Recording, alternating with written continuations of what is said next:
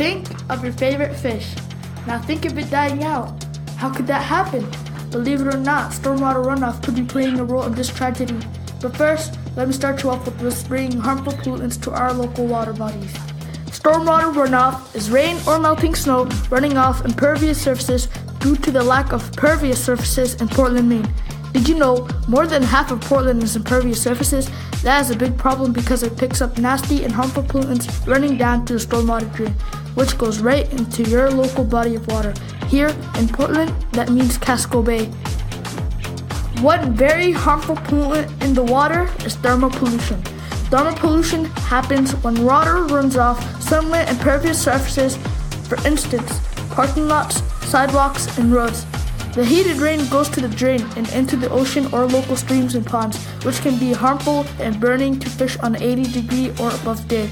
Students at King Middle School measured the temperatures of surfaces in sunlight and in the shade. We found that temperature on impervious surfaces was hotter than the normal temperature outside. Sources say there are already decreases in dissolved oxygen in the water. Warm water holds relatively less oxygen than cold water. The decrease in dissolved oxygen can create suffocation for plants and animals such as fish, amphibians, and copepods, which need it to survive. Another effect happening because of thermal pollution is animal migration.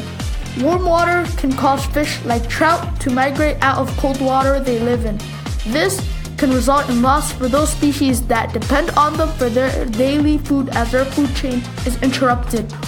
Did you know thermal pollution could affect you too? You can't be going fishing or boating because they might close the body of water due to the effects of warmer water, which can limit the recreation at the body of water.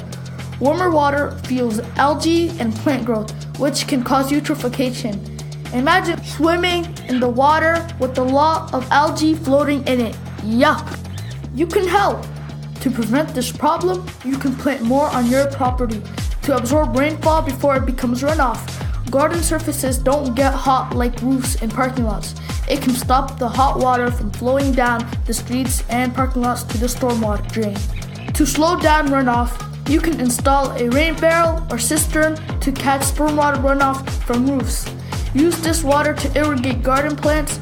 Dig a trench. Use a shallow gravel-filled trench to catch and slow runoff, especially at the base of a slope or alongside a driveway. To slow down runoff, you can install a rain barrel or cistern to catch stormwater runoff from roofs. Use this water to irrigate garden plants. Dig a trench. Use a shallow gravel-filled trench to catch and slow runoff, especially at the base of a slope or alongside a driveway or patio. For slopes, consider creating a dry creek to catch. Slow down runoff and direct runoff. And don't forget, the water you pollute will find its way back to you.